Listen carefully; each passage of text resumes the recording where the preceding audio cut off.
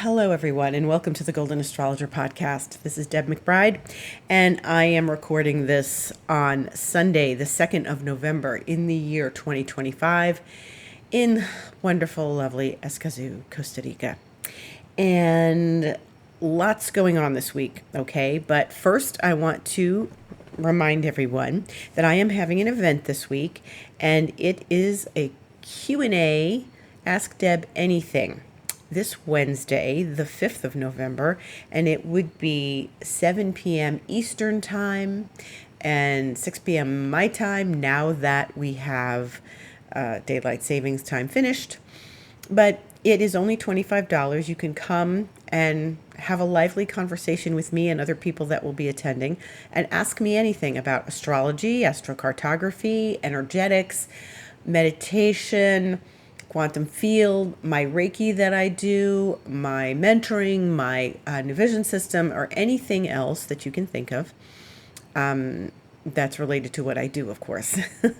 So I invite you to that. You can sign up for this on my website, thegoldenastrologer.com. It's listed at two places. You can go to Book Online and scroll in and find the link. It will say, Q&A with Deb, or you can go right to Astrologer's Thoughts, which is my blog page where all my blogs are. And the most recent blog has the link to join. Okay.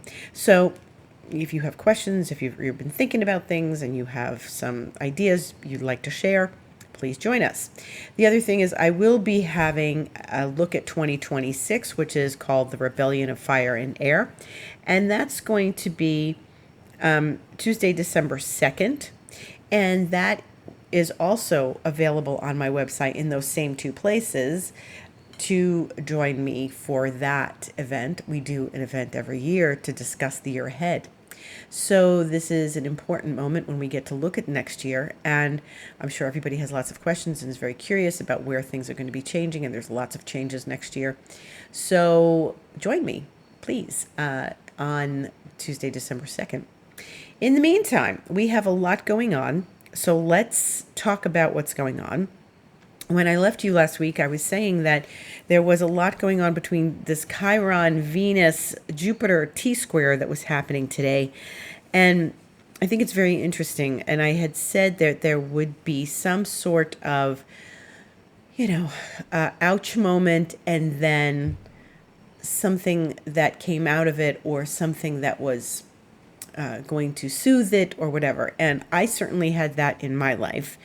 And I'm wondering how everyone else is doing, because Venus opposite Chiron is not a fun aspect, and it can be complicated emotionally because we are experiencing something in the realm of wounds.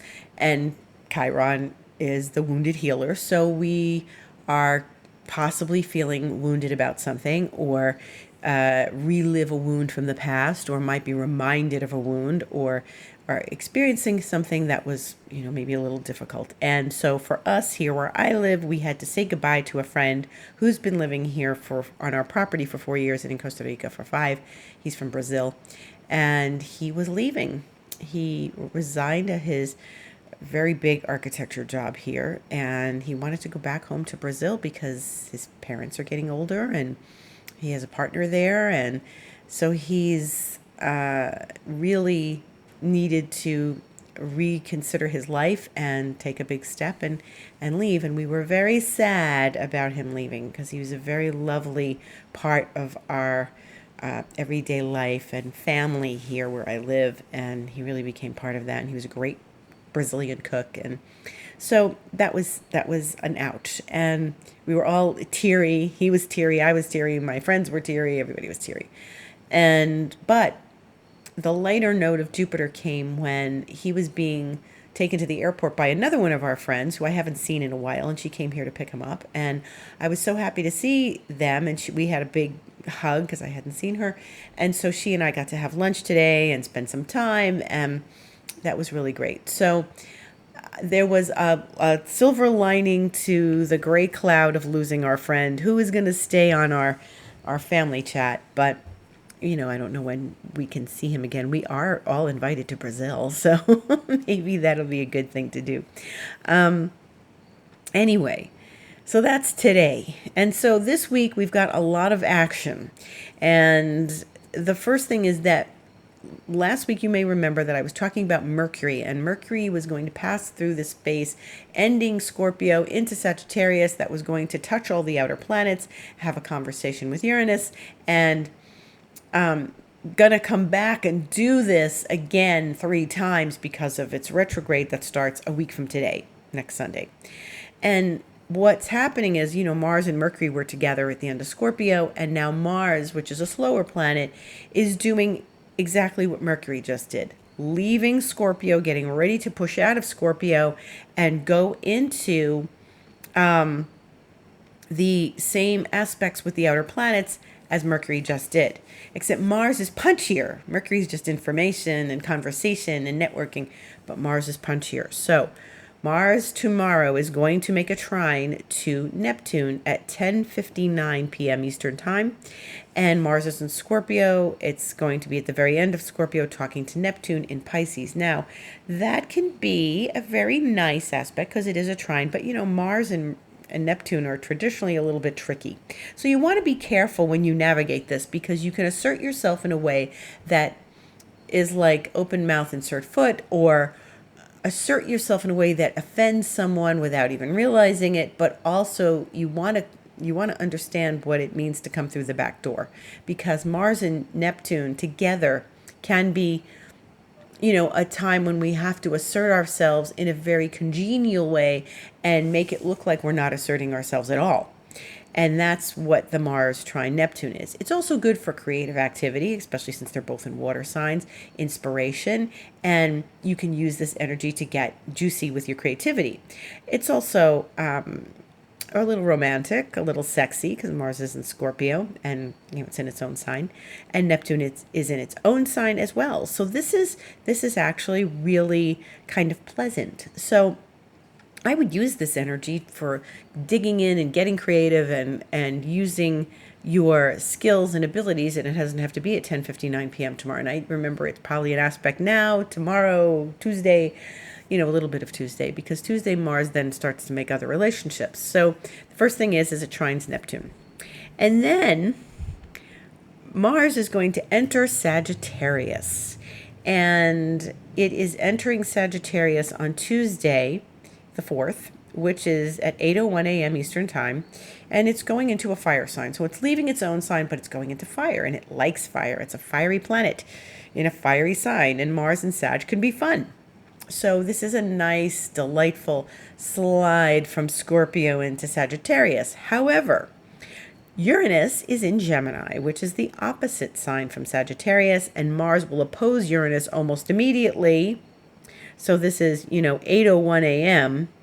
It's going into Sag, and then 12:30 p.m., only 4.5 hours later, it opposes Uranus. So it's opposing Uranus, guys. Already tomorrow to next day, absolutely. But the exactitude is 12:30 Eastern Time on Tuesday.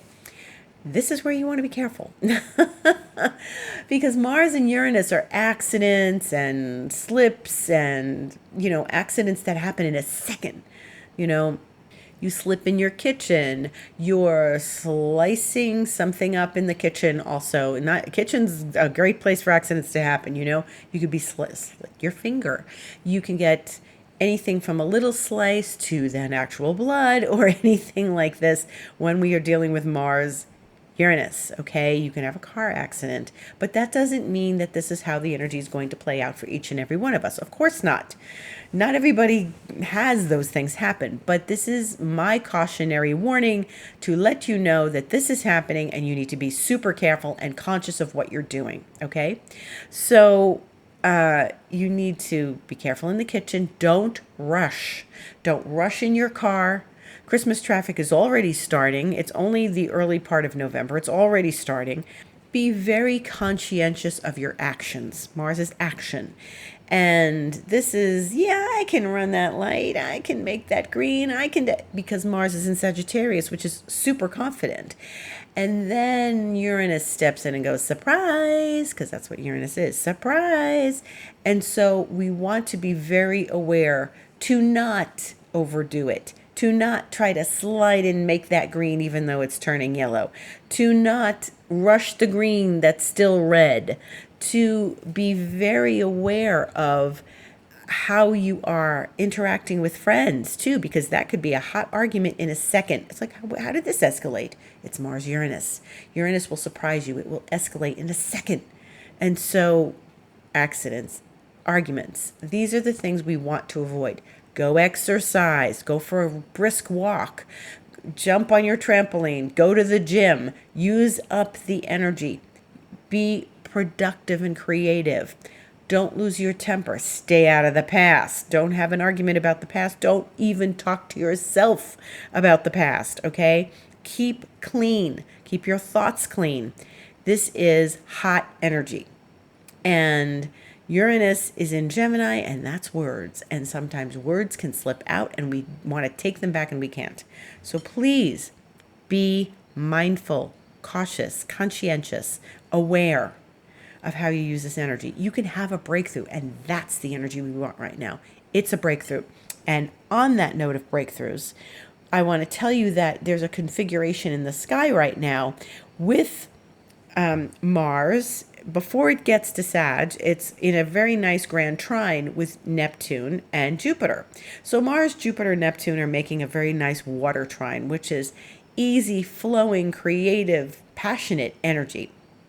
And then Pluto is in there making a wide opposition to Jupiter, but a sextile to both Neptune and Mars, and we call this a kite. So I can see the aspects drawn on my circle of my wheel, and they are in the configuration of a kite.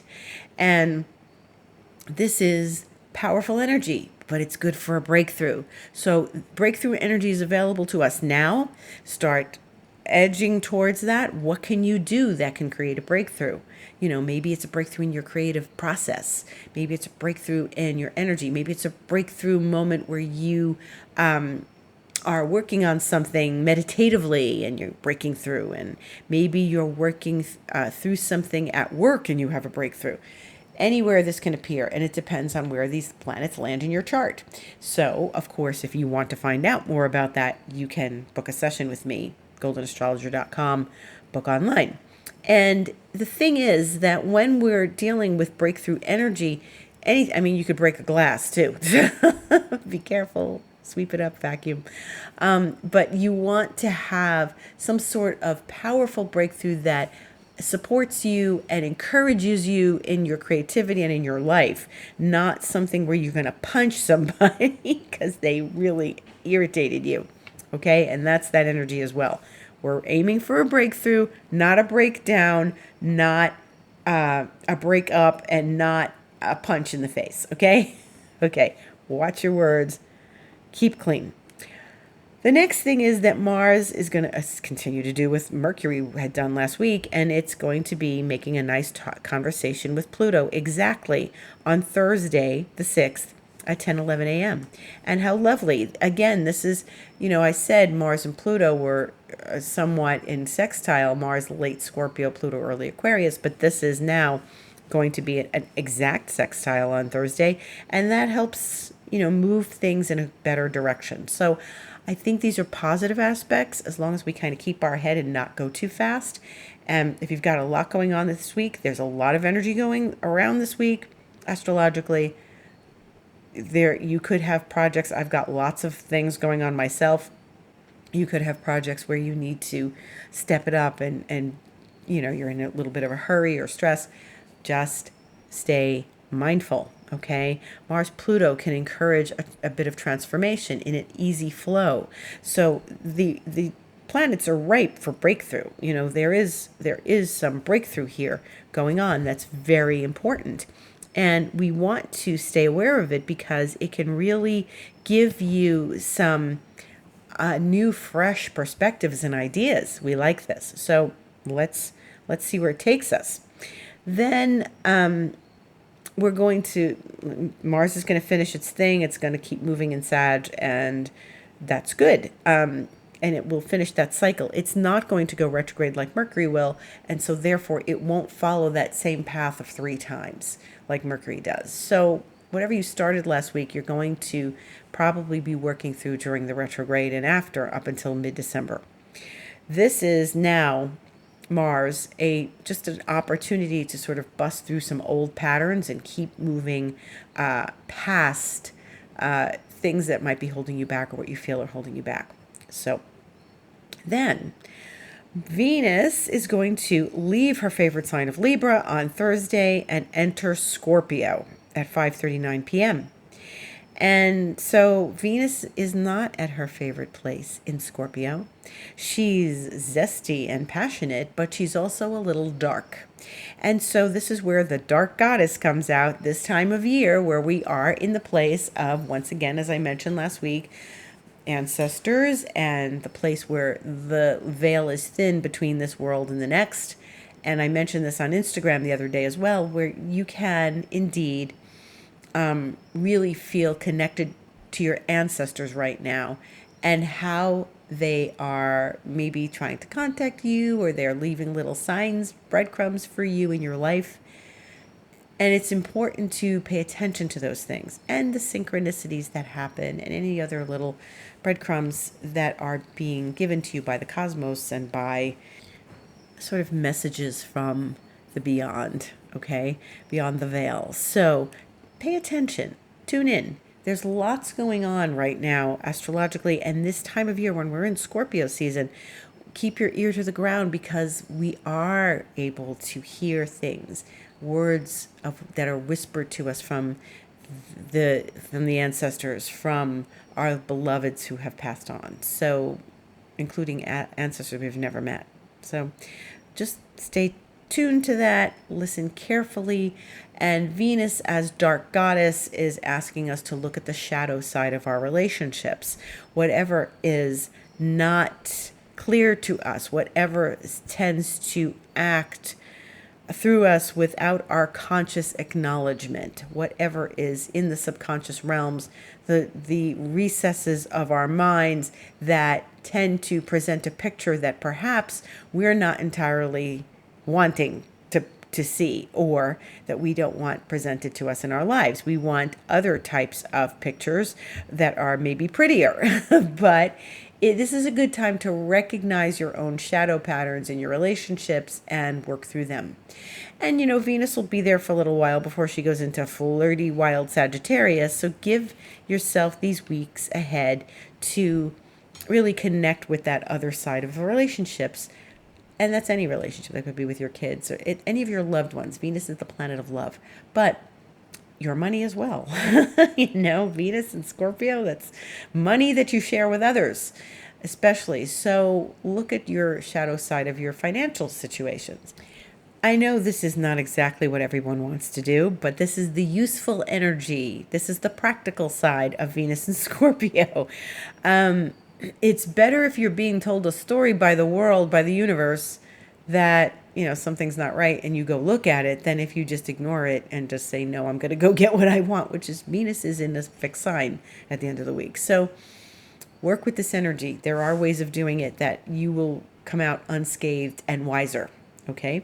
The other thing is that when Venus enters Scorpio, early Scorpio, that she does on Thursday, on Friday, she immediately squares Pluto at 10:44 p.m. Eastern Time. So that's Pluto in Aquarius, which we know is in the very early part of Aquarius. So as soon as anything enters the beginning of a fixed sign, boom, it runs into Pluto. It just, makes that aspect, whether it's an opposition or a square or something. But yes, here we are with Venus, not only in Scorpio, but that's ruled by Pluto, but she's squaring Pluto. So this is a double dose of the Venus shadow principle.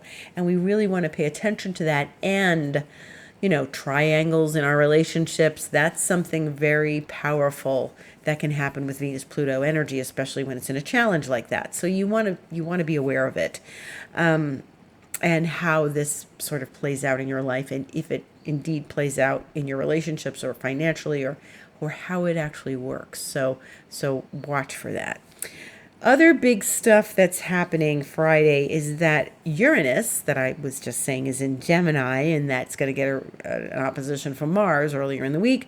Uranus will go back into Taurus because Uranus is retrograde, And it's going to be retrograde till early February, and it's going to go back into Taurus 9:22 p.m. on Friday the 7th. And so that Uranus in Taurus energy is, what we've been experiencing for the last 7 years or so. And so this is a very interesting moment, because this is going to be Uranus's last passage through Taurus before it goes into Gemini next April. And it stays there for 7 years. So it's dipped a toe in Gemini. Earlier this year it went in, I think it was July, and then now this week it's stepping out. When after the retrograde that started in September, it's moved back through the beginning of Gemini, now going back into the end of Taurus. So it's got unfinished business in the world of Taurus, which is security, money, financial matters, bank accounts, investments, all the things you may have been experiencing over the last 7 years. And how you feel about money, how your money has been used, were you smart with your money, and how Uranus has shaken up the realm of security and the realm of Taurus, because it's giving us a different perspective in the area of our chart that contains Taurus. And so that's really important, because Taurus is a very fixed sign. It's the most fixed of all the fixed signs. And when you throw a planet in there like Uranus, you're now saying, okay, get unstuck here. Wherever you're holding on for dear life and you don't want to let go, and you're insecure about letting go. That's what Uranus's aim and goal has been over these 7 years. Okay, just when you thought it was safe to go back to that area of your chart, no, Uranus says, surprise, and something different is being presented to you in that region of your chart. So say you have Taurus on the 10th house cusp, which is maybe the midheaven, and the 10th house, it's your vocation. What is your vocation? Is your vocation the same, or were you presented with something else? Or are you still being presented with something else?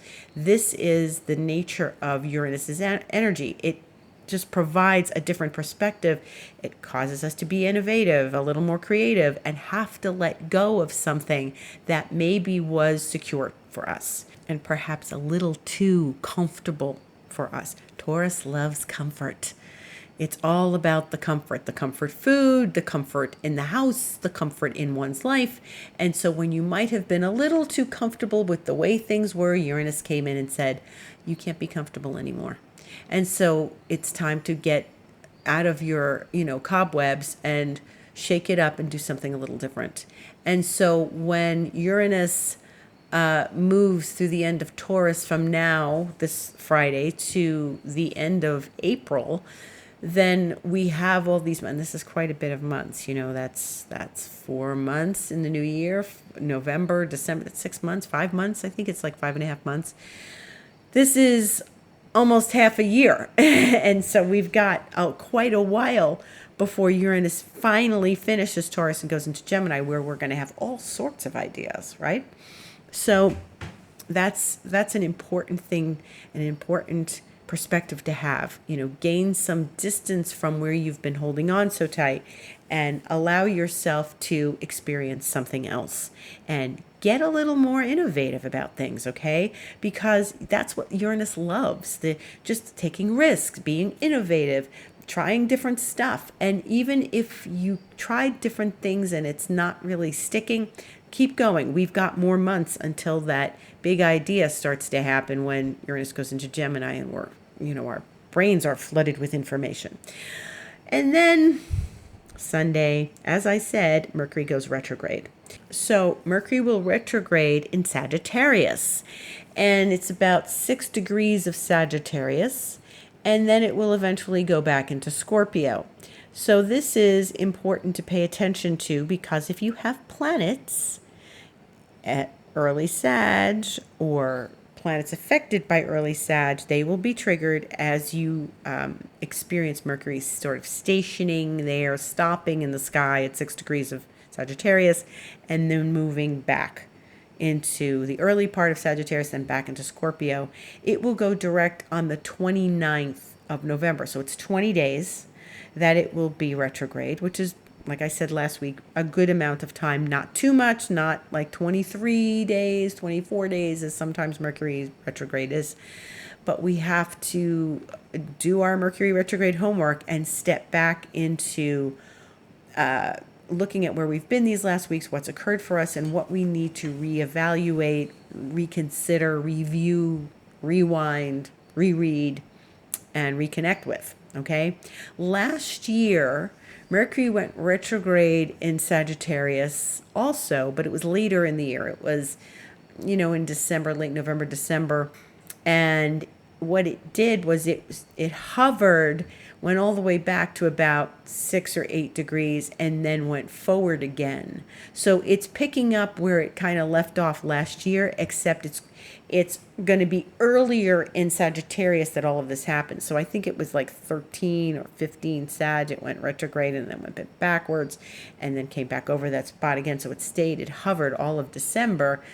And I remember feeling that very intensely. And if that is that Sagittarius point is a bit of a zone for you in your chart, you may have a hint of what you went through last year, but not quite, because Mercury won't be going as far and covering the same territory as it did. So there may be a little bit of, oh, I remember this from last year, but that's about it. Because Mercury is going to go back into Scorpio. So we're looking at where we've been in these last weeks. And like I said, Mercury is going to touch all those outer planets again, make an opposition to Uranus, but this time from Scorpio to Taurus, not from Sagittarius to Gemini. And so things will have changed in the sky by the time Mercury goes retrograde, which is pretty fascinating, because there's a story that started last week, like I mentioned, but they won't be the same details in that story that might have presented itself to you last week. So if this sounds a little confusing, let's walk through this over these next weeks and watch how this story plays out. And we are going to get some very interesting dynamics here with Mercury. Mercury has a lot of information for us as it goes retrograde. So just stay aware and pay attention during this retrograde, which is going to be, okay, so we're in the first week of November coming up here. It's going to be those last 3 weeks of November, which is most of November. So, and also, if you're going to start your holiday festivities and holiday shopping, be aware of what you're getting for people, because Mercury is going to go direct, and then we're really going to be in December.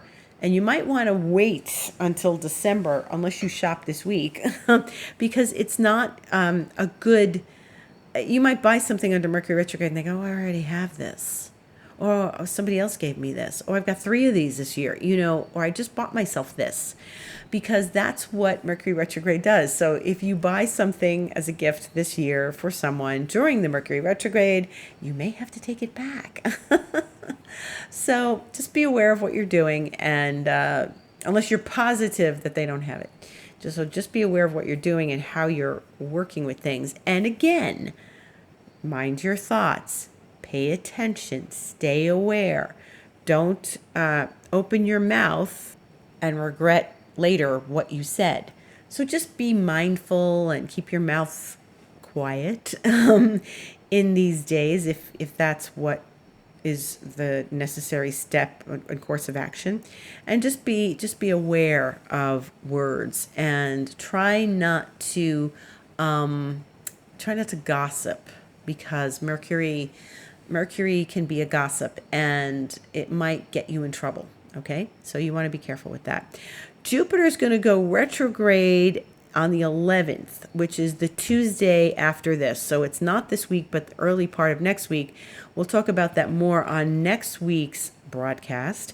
But, Jupiter will be stationing as Uranus is stepping back into Taurus and Mercury's going retrograde. There's a lot of backwards energy happening. So that's interesting, because Jupiter is the ruler of Sagittarius, and if Jupiter is going to station and go retrograde as Mercury is going retrograde in Jupiter's sign, that's a double caution for being careful about your words, okay? Don't be overly indulgent with your words either, okay?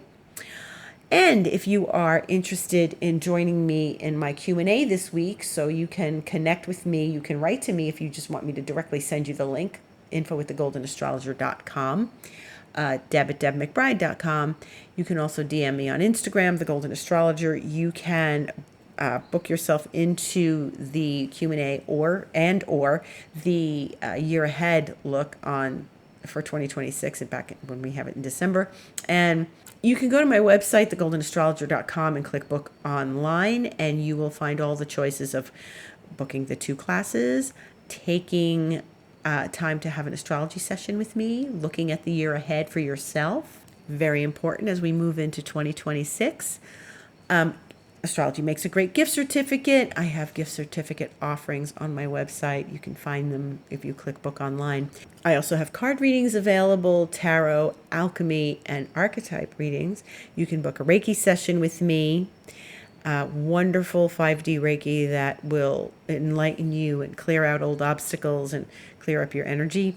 And also, if you want to go longer term with me, there's expansion mentoring, which is 3 months, 6 months, 12 months, and we can really dig in deep to these new changes that we're going to be having in the new year. Big stuff coming. So you are welcome to book anything with me, and also write to me at my website to find out more about them if you need more details. Thank you so much for listening. Have a beautiful week ahead. Watch that Mars-Uranus. Use your energy wisely. Have a breakthrough and have a beautiful week. Gratitude to all for listening.